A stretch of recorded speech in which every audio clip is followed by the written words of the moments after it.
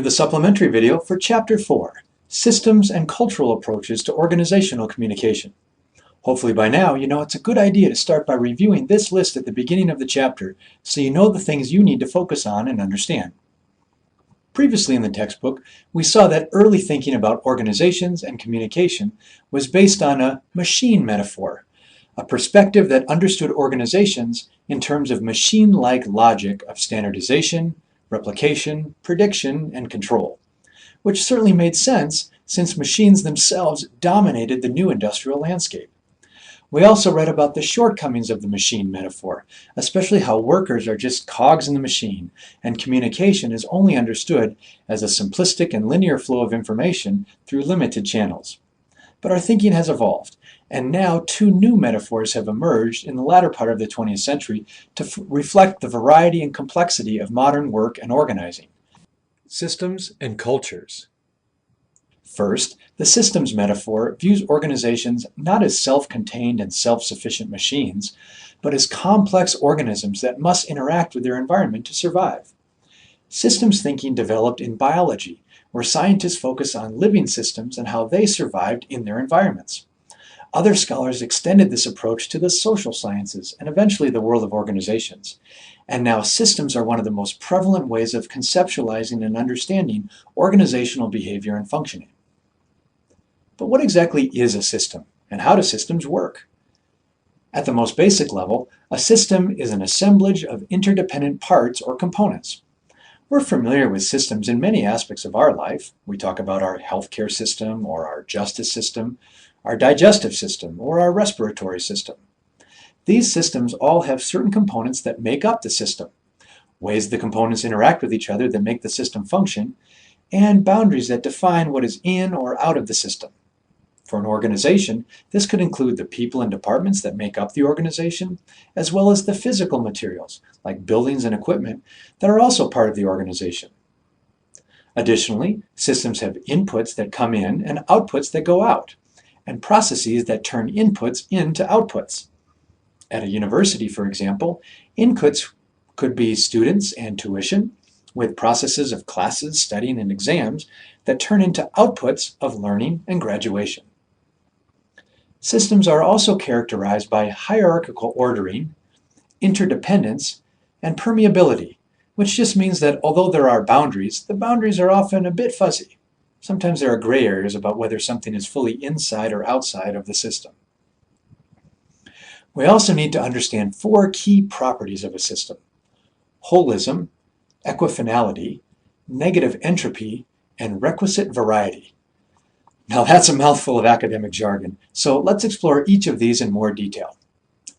Holism means that systems are more than just the sum of their parts. Just like you and me, we are people who are more than just the sum of our body parts. Systems have holistic qualities, something about them that defines them as a system that isn't reducible to their component parts. Equifinality means that there are lots of ways a system can reach a particular outcome.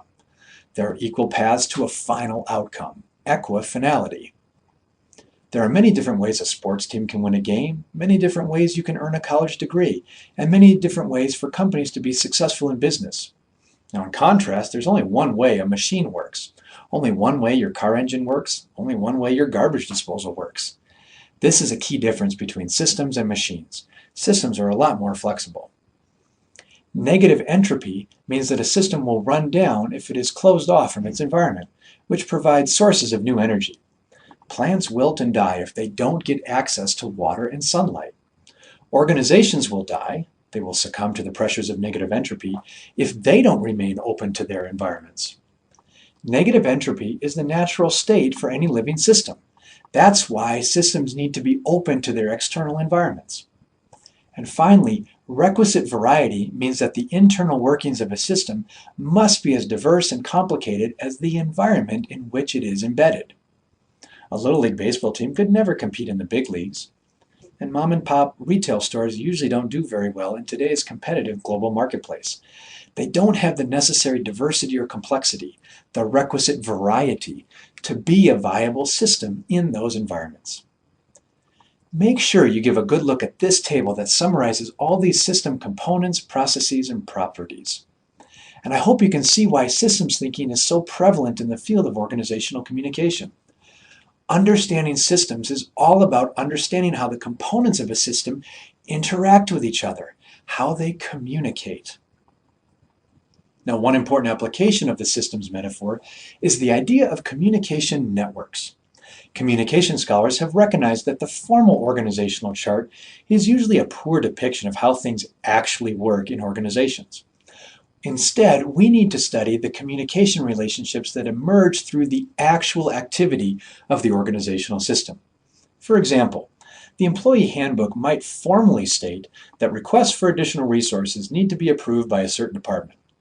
But maybe the way things really work is that you just need to get on the good side of the boss's executive assistant, and she'll approve your request. So in your reading, pay special attention to the properties and roles of networks.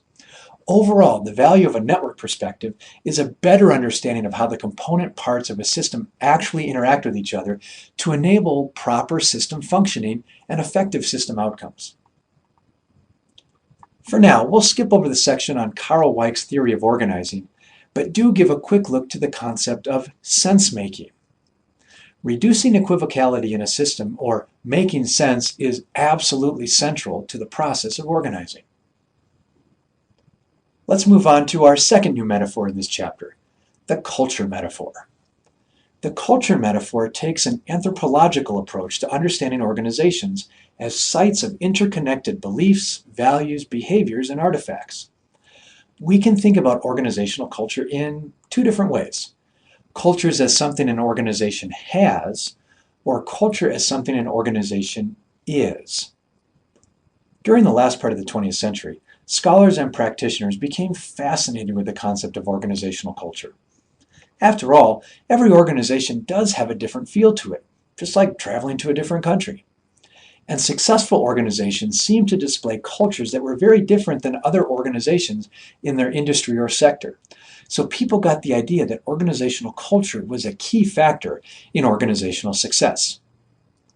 Two books in the 1980s popularized this idea: Deal and Kennedy's Corporate Cultures, and Peters and Waterman's In Search of Excellence. Be sure to read what our textbook chapter has to say about these books and their approach to organizational culture.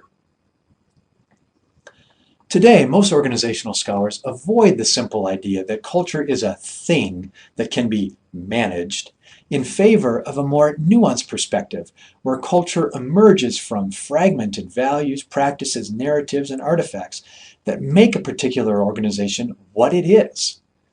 Organizational cultures are complicated, emergent, ambiguous, and diverse. There can be many subcultures within one organization. If I asked you to explain the culture of the University of Colorado, I'd probably get as many different answers as there are students in this class, though certainly there would be some overlap.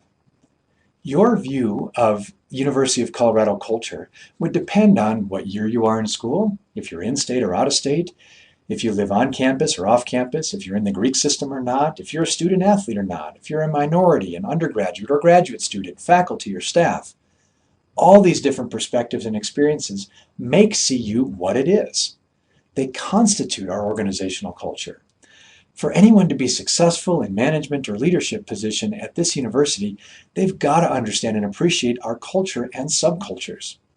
And you can see why the cultural approach has such an appeal for studying organizational communication. Organizational culture emerges from, is sustained by, and changes through communication, how people interact with each other. If you want to understand organizational culture, you've got to study organizational communication. So that wraps up Chapter 4 and our exploration of two new metaphors to understand organizational communication: systems and cultures. Good questions here to help review the material and inform your discussion board participation this week. In Chapter 5, we'll look at constitutive approaches to communication, the cutting edge of communication scholarship that is starting to change how we understand organizations and organizing.